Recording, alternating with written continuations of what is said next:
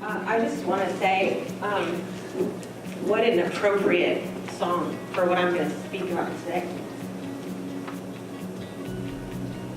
When we talked about the verses, there are people in this city that are longing for food, that are hungry, and people that are thirsty.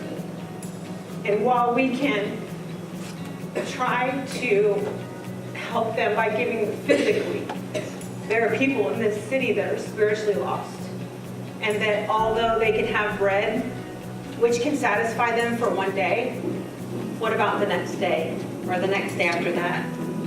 And I think that there are a lot of people that we have the responsibility of in this town that need Christ and that need, getting that from me, that need the hope that there is a Savior, that they can eat the bread of life and drink water that will never end. And so today, I look around this room and I see a lot of mature, beautiful women that I don't even feel worthy to stand up here and talk to, because I believe that there are a lot of things that you could teach me yourselves, being in education so many years, and people that have been community heads, leaders in this city. And I guess you could say I'm a newbie still. I come from Los Angeles, California, and I came here not on my own will, but because I feel like the Lord brought me here for a purpose. And so it was in this city that my transformation occurred. It was in this city that I came out and I shared my story. It's in this city that the Lord has opened doors for me to speak to so many people about the love of Christ and about hope in Him. And so today, when Jerry asked me to come and speak about the intertwining of faith and community service in our community, I prayed and I said, what can I share? What can I say that would really challenge you to leave this place and say, how can I put into practice what she said? Because I don't want this to just to be a talk.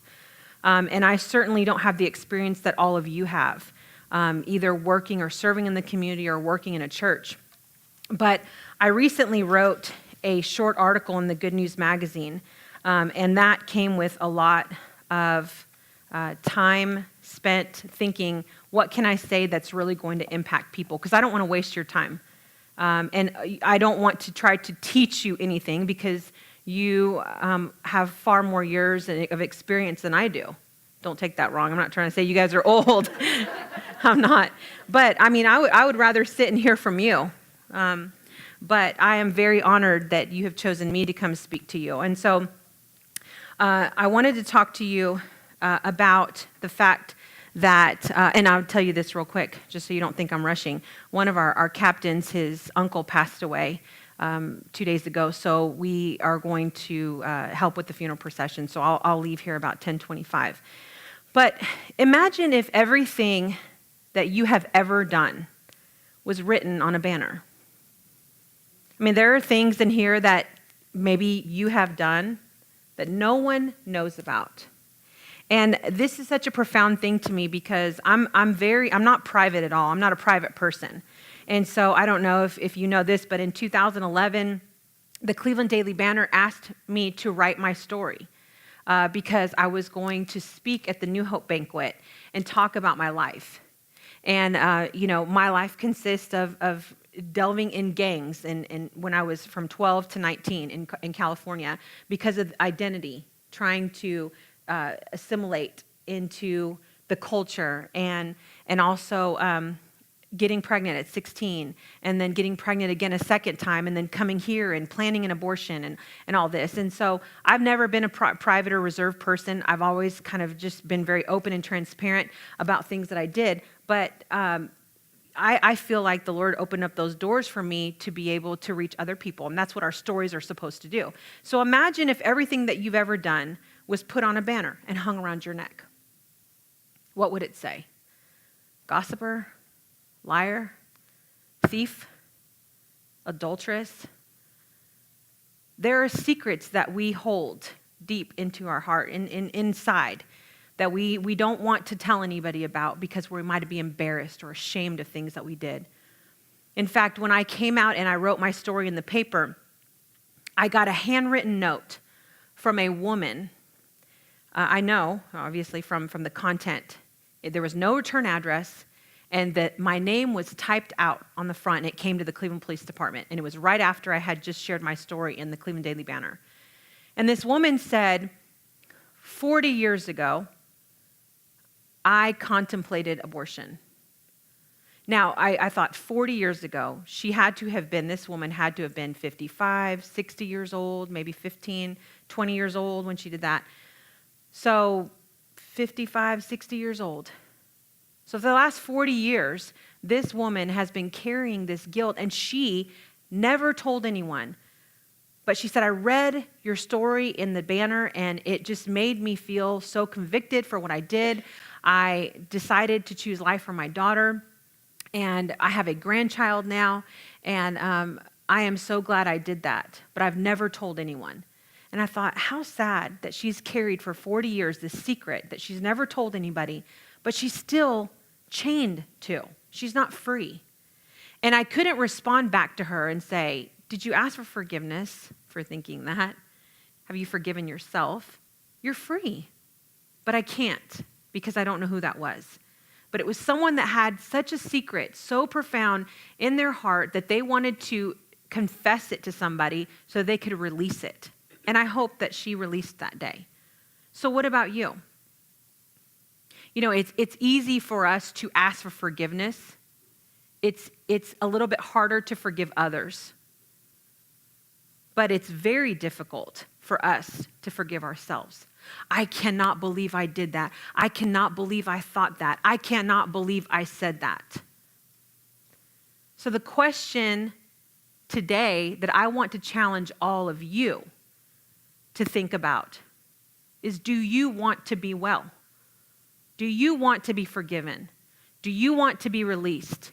Do you want to be free to help others because of something that you chose to do? Maybe someone in here hasn't had an abortion. Maybe someone here has done something that they're ashamed about. You can be free from that. And in order to help others, we have to confess that with our mouth and believe in our heart so that we can be open and able to help other people with that. So a story in John 5, one of my favorite stories is when Jesus heals a lame man. And it says that he was walking around the pool of Bethesda, and there were crowds of people all around. Now imagine this in your mind. Sick, homeless, blind, lame. Now we think of those as physical disabilities, but how many people do you walk around in this church, in your community, in organizations that you know are sick? They may not be physically sick, but they're sick. They're dealing with stuff. They have things on their shoulders, on their minds. So these people are laying all around the porches, and there had been a man that was laying there for 38 years. 38 years. And when Jesus saw him, he knew he had been sick. And he asked him a question. Do you want to be well?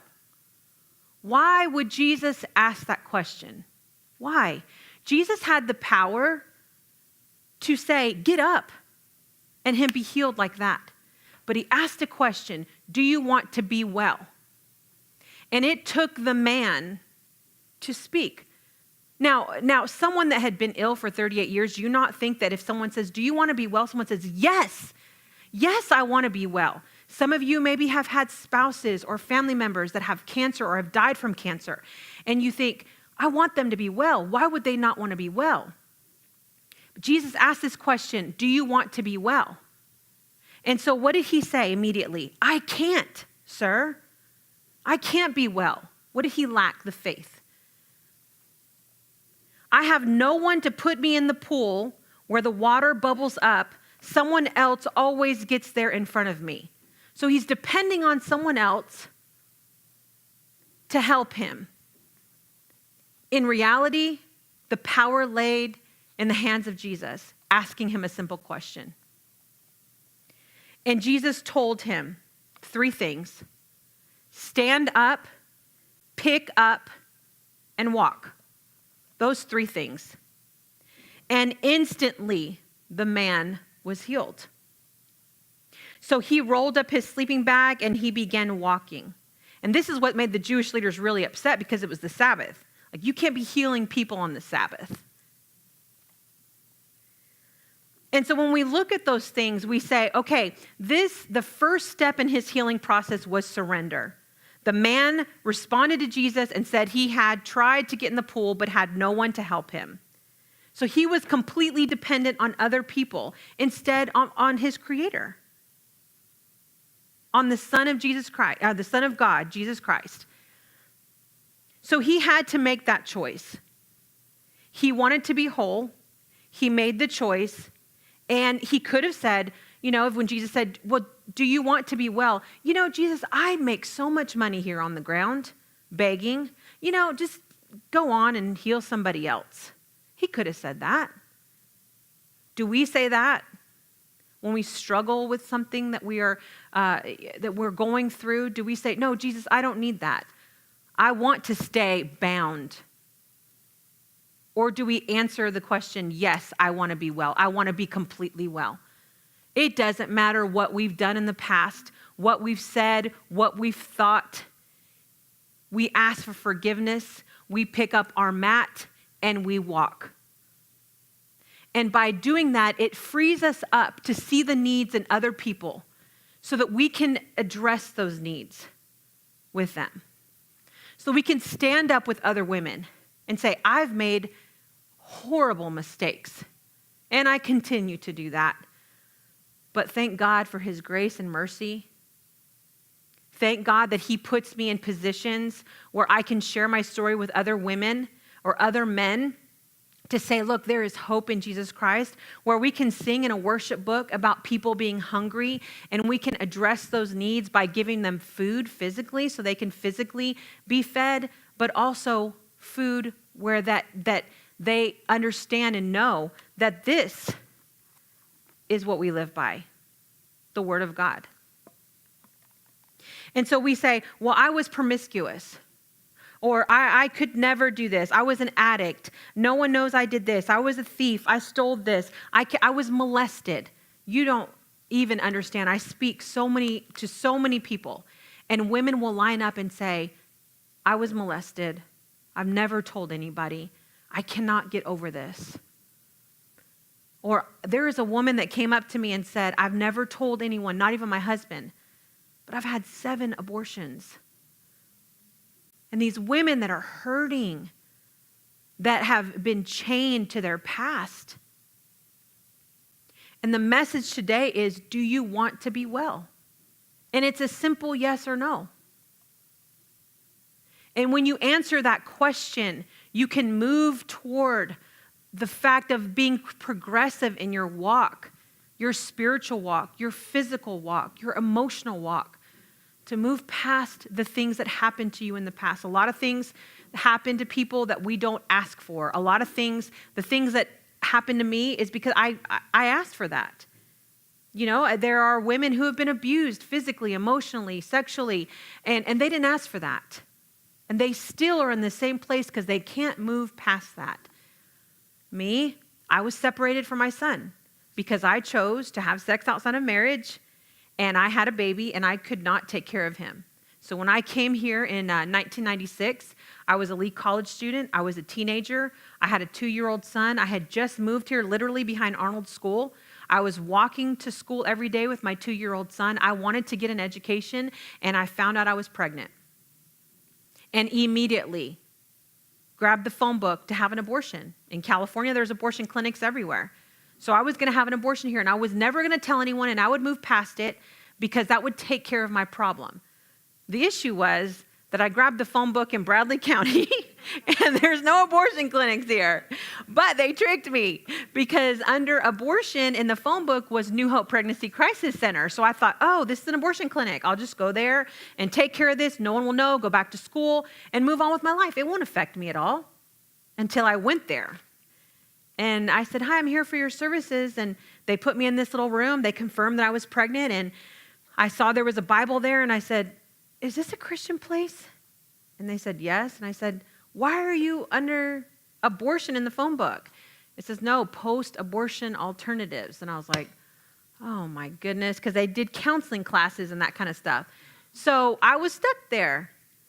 But I was stuck there, and I was faced with a young woman who loved Christ, who loved people, who had a story of herself and was willing to do whatever she could to save the life of a 19-year-old girl and her unborn child. And so when she showed me a video of what abortion was, and I was educated about that, I had to make that decision to keep my child. And I had no idea what I was going to do. And God orchestrated this phenomenal miracle that happened where I met a family at a town, and they decided to adopt my child. But because of that choice, I have been separated from my son for 22 years. Now, I don't know if you read the paper, but here just last year in March, I reconnected with him. He came to Cleveland and walked in my home, and it was a beautiful reunion. But then as I just went through his birthday, which was July 30th of this year, he turned 22, and I thought, I missed his first steps. I don't know what his first words were. I don't remember the first day I don't know the first day he went to school, what he wore, how he felt. I missed all that time. That was something that I chose. I chose that. And I understand that. So now, being an advocate of life, women come up to me and say, "Oh, I've had abortions, or I've experienced this, or I've done this." And I just want to say, do you want to be well? Or do you want to stay in the place where you feel safe because you know that you're condemned? Because I had to make that choice. I literally went to a bookstore to find a book on how I was supposed to react to placing my child for adoption. I had no idea. Was I supposed to be sad? Was I supposed to be happy? Am I supposed to cry? Am I not? I just wanted someone to tell me what I was supposed to do, and I had two choices to make. I could stay in misery. I could walk around with my head down. Woe is me. This is awful. I'm separated from my child. I can't graduate from college now. I can't do any of this stuff because I'm so depressed. Or I could turn around and say, I have someone else that I'm taking care of, a 2-year-old child that's looking up to me. I have to finish college. I have to have a career. I have a responsibility to take care of my son, to take care of my family. And I had to make that choice. Was I perfect the whole time? No. No, and it has hurt. But I made a decision that I wanted to be well. I didn't want to carry this on my shoulders because I want God to use me in the optimum way so that I can fulfill my assignment of why I was created and why I was purposed to be on this earth, just like all of you. Psalm 139 says, "You are fearfully and wonderfully made," and that He knew you before you were created. He knows the number of hairs that you have on your head, and the thoughts of you are more than the grains of the sand. You have a birthday. You have a day that you will depart from this earth. Are you accomplishing the purpose that God has created you for? Whatever that is. You and Him know that. And if you don't know that, there's still time because you're still living. So you ask Him. I see here on this card here, it says 10 steps toward a richer, fuller life. Pray. Pray in the morning. Pray at night. Pray without ceasing. That's biblical. Pray for others. Pray for our enemies. And then make it a point to be alone with God. Be alone with God. That's how you create relationship. That's how you know His heart for you. You can't date someone and not spend time with them and then decide, hey, this is someone I want to marry. You don't know the person. So you go out on dates, you spend time with them, you talk to them on the phone, you write letters back and forth, or whatever you do to get to know somebody. How can you know your Creator and His plans for your life if you don't spend time with Him? Every day, every single day, spend time with Him so that you can know His heart. So when we walk around and we decide, when we ask Him every day, Lord, what is it that you want us to do? He will direct us. I was, let's see, it was probably the second month I was here, third month I was here. I was 19 years old, pregnant at this time, and I lived in the apartment with my son. I had no money. My mom was paying my rent. My parents were paying my rent. They lived in California. I was embarrassed to tell anyone that I didn't have food. I did not have food. And I remember coming home, and I looked in the cabinets, and there was a bag of popcorn, and there was about that much milk. So I popped the bag of popcorn. I gave it to my 2-year-old son. I poured that milk, and I put him in bed, and I sat in my living room against the wall for like 2 hours, and I cried. I was like, why am I here? I'm pregnant. Like, all this stuff is coming down. I'm new to this area. I don't know anybody. I'm embarrassed to call my parents and tell them I don't have any money to buy food. My mom would have freaked out. But my mom, I'll tell you what she would have done. She would have called Walmart, talked to a manager, and said, can you please, I will send you my credit card number. Just, can you please get groceries? That's how my mom is. She would just do it. But it was good for me to not do that because it grew my faith when this happened. I decided that I was going to go to bed, that the next morning I was going to wake up, and although I had no food for my son, I was going to get him up and take him to the Arnold Park, and I was going to play with him and totally distract him from being hungry. So I went to bed. I remember rubbing his back, and I was crying. I was hungry, and I was pregnant. And so in the morning came very quickly, and my 2-year-old son got out of bed, and I said, oh, Josh, we're going to have so much fun. We're going to go to the Arnold Park, and we're going to play, and I'm going to put you on the slide, and I'm going to push you on the swings. And I was talking 100 miles a minute because I didn't want him to say, Mom, I'm hungry. So I grabbed his little body, and I put him on top of the toilet, and I brushed his teeth. I washed his face. I combed his hair. It was about March, about this time, so it was a little cool. I put on a gray sweatshirt. I zipped it up. My stomach's hurting. I'm hungry. I'm tired. I'm nervous. I had no idea what I'm going to do for lunch. I put him down. I grab his little hand. We walk across the living room at 485 4th Street, Northwest. I opened up the door, and there were 6 full bags of groceries on my doorstep. And I looked at those groceries, and I felt like God was saying, I will take care of you. I didn't tell a soul I didn't have food. I was embarrassed. I didn't know about food banks. I didn't know about food stamps. Someone was listening very intently to a God that knew that I was hungry. And so Josh was saying, Mom, park. And I said, no, eggs. Come here. Let's get some eggs. And I mean, those bags had pancakes and milk and orange juice and bread and peanut butter. 6 bags of groceries. But if that person had not spent time and knew the voice of God, how would they know that I needed that? I mean, it could have been a perfect stranger. It could have been someone I knew. Here's the point. No one knew I was hungry. No one knew I had food. So imagine being in your home and you hear the voice of the Lord saying, go to Walmart and you're going to buy groceries. And you start picking out and you're like, God, I don't even like peanut butter. He's like, get it off the shelf. And you put it in there. Ooh, I don't like 2% milk. Take it out of the refrigerator. Put it in there. Why am I buying pasta? I don't like to eat carbs. Put it in your basket. Now drive. Go down Key Street. Turn right on 8th Street. Turn left on Oak. Turn right on 4th.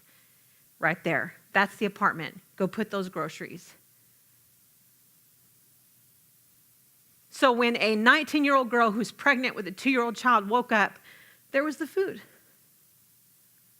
But if we are so concerned with ourselves, if we're so concerned with the things that we've done in our lives that we can't get past, how can we help other people?